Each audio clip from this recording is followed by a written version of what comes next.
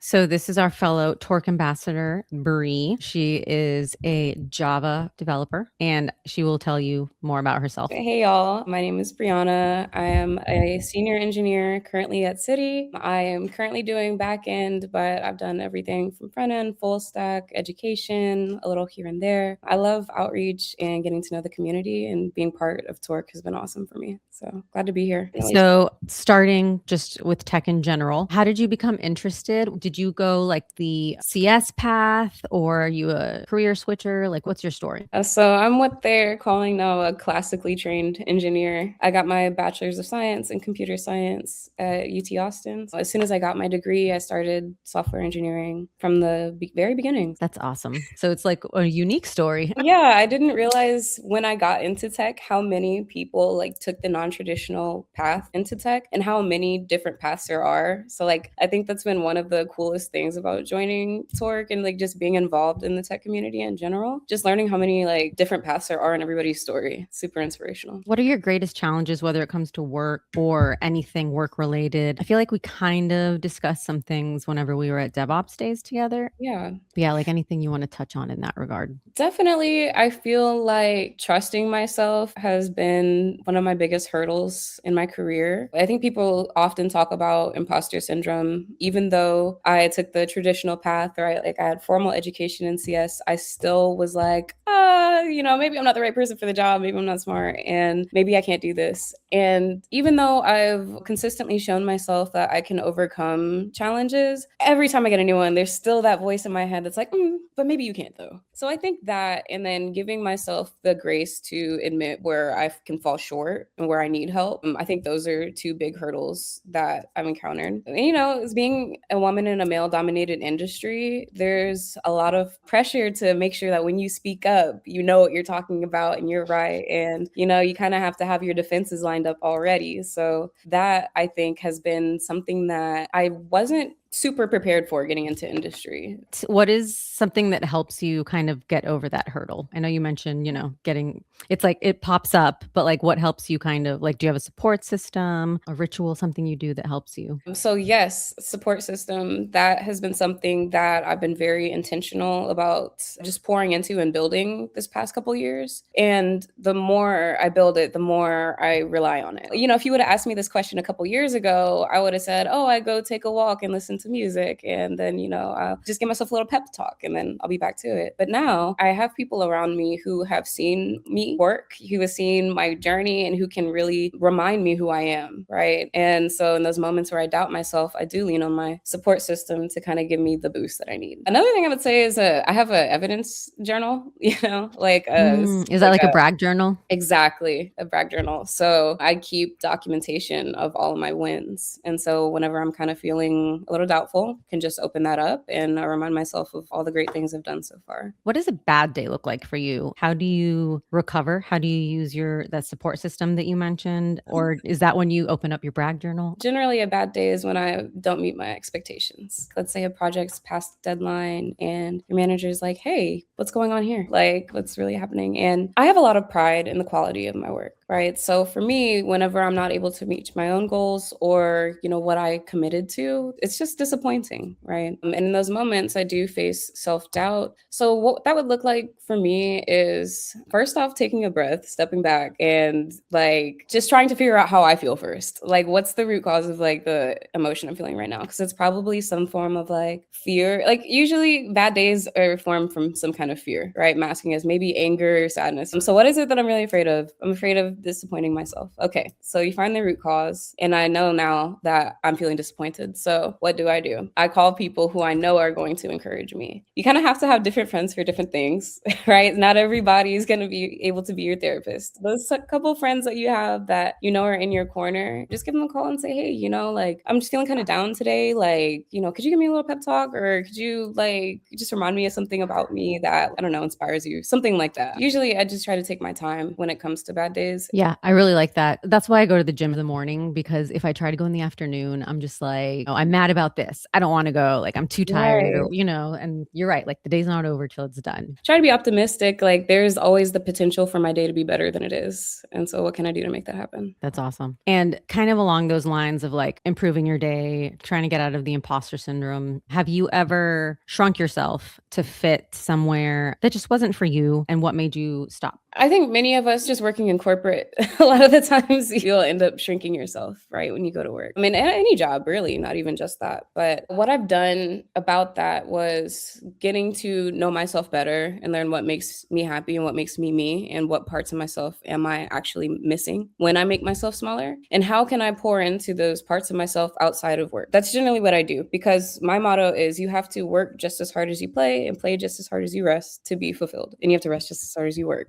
If your work life is you just pouring your cup out consistently and it's not pouring into you, that's what's happening when you're in a space where you have to shrink yourself to feel like you belong. You're pouring out of yourself. You have to fulfill yourself in the other avenues. So whether that's self-care for rest, whether that's going to get your hair done or getting a haircut or, new tattoo, whatever, and then get a hobby. I just recently enrolled my husband and I in an adults kickball team for fun, because I know like I'm competitive and I want something that I can do that, lets me be active, and it's just fun to do. So, being in situations where I feel like maybe unfulfilled or in a position that's not good for me, you have to recognize it first, notice the signs in your body and how it feels. If you're checking in with yourself in the morning and you're like, I have to go to work again, and every day that's how you feel, that might be a sign you might need to reevaluate your situation. With that being said, if you're in that kind of role and you can't move today, do something else outside to supplement your fulfillment and to do something that's just for you, not for anybody else. Totally. That's how I got into roller derby. I realized I needed release some aggression that I had at work, or in my Yes. mind at work. Oh my gosh, because how many times have somebody needed to get told something about themselves, but you have to be quiet, you have to be nice. Yeah, you gotta go get it out somewhere. Yes. Yeah, totally. What's an opportunity that you almost talked yourself out of? Okay, for instance, speaking at CYC, I almost talked myself out of doing that. Didn't you almost miss the deadline or something? Yeah, I did, because I kept putting it off. I was like, no, no, no, it's fine. I'll do it. I'll do it. I'll do it. But in the back of my mind, there's just this doubt, like, in front of people, are you sure about that? I mean, and this is the thing when I say, when you're feeling doubt, go into your community, because I was feeling doubtful about myself. Then I went to DevOps Days and I saw you, and we had our talk, and you gave me all of the encouragement, reassurance that I needed to just go ahead and submit. What is something that you're proud of? Let's talk about things that you're already happy about and not having. The first being getting my degree. That was a really hard experience, and it proved to me I can do hard things. And I've really leaned on that in every battle that I've taken since then. But I'm very proud of myself for trusting myself to teach this past semester. I just finished teaching my first semester of college engineering, and I taught my students how to build apps and deploy them like from scratch. And I was super nervous, of course, because, you haven't taught before. It's a lot of responsibility to make sure your students are good. Cool. Yeah. What got you into teaching? I know that you mentioned at the beginning, and in your bios, and I know a little bit about you to where you really like being part of communities and helping people. So what kind of got you into sorry, I think I always end up going this way if someone has any teaching in their life because of my background. But yeah, what got you headed that way? I've always been a teacher, let's say. Like, I've always, even when I was in school, I would always, try to help my not my classmates, understand like if they were falling behind in class, or, like re-explain, just what we were learning. And when I went through university, I had a really, really tough time. I was doubting myself at every turn. And, I went from feeling super smart in high school to feeling like I was the dumbest person in the room, didn't know anything, horrible. So I was just having such a hard time. And I was like, if I can take anything that I've learned and use it to help somebody else, not struggle in the future, to have a better time, or to feel more like they belong in the field, I'm going to do that. And I also wanted to show like younger, like the children, that you don't have to, like, at least in my communities, that you don't have to be a musician or an athlete to be successful. And there's definitely spaces here where you can use your intelligence and your curiosity to go very far. So I wanted to, be someone that people could relate to, that really wants to help them, move forward. That is amazing. What made you choose the back end? Because I feel like so many people, they'll either do full stack, or I know a lot of transitioners kind of go the front end first. Like, what made you go Java back end? What journey led you there? Honestly, it's what I started with first. I started with backend. Java is my first language, so it kind of just feels like home to me. I did do a small stint where I was doing front end and full stack for a couple years, and I don't know, like there's the joke about centering a div, but that was not a joke to me. Like it was like I had or like the sites look good, but it was so stressful and it just doesn't make as much sense to me as backend does. I think just because it's so logical and like, there's only a certain number of ways things can work. Like backend just makes sense to me. Someone's Yeah. wondering how you didn't lose your sanity with Java. Who said I didn't do that? I think that it's a rite of passage being an engineer to lose your sanity a couple times. Nice. All right. I'm assuming you'll be on the Java track then. Yes. Yes. Very much. So we have a few minutes left. What do you want to share about yourself, or I don't know, what did I not touch on that you would like to talk about? Well, I would like to just let it be known that I do often do office hours and coffee chats. There's a link in my LinkedIn bio. You can book time with me. But I will be offering like technical coaching sessions as well. If you need help debugging your code or want to build a project and need another pair of eyes on it, I'm happy to do that. If you have questions about your career breaking into industry, also happy to chat. My goal is to help people find their home in tech and to find their space in the industry. So I just wanted to let it be known that you can come to me if you have questions. That's awesome. Speaking of questions, what is the most costly assumption self-taught devs make? That you have to have the best of the best in order to start. I would say that a lot of people are like, oh no, I need to get my MacBook Pro, like massive 16-inch, like 8-core, like just craziness, like, going to the top of the line for specs or needing to learn like every language and buying every course. Like you're going to run yourself out of money doing that. So just get an in-browser IDE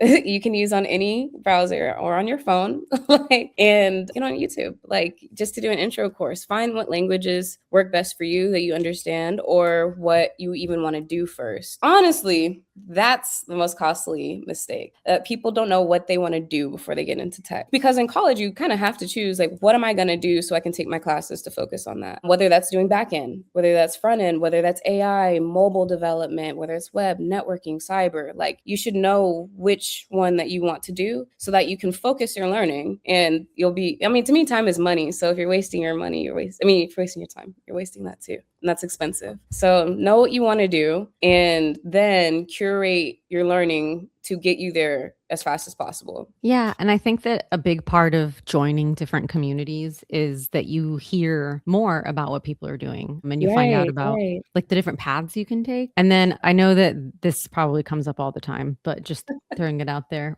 Thoughts? Am I worried about AI taking my job? No. But do you know why? Because I adopt AI.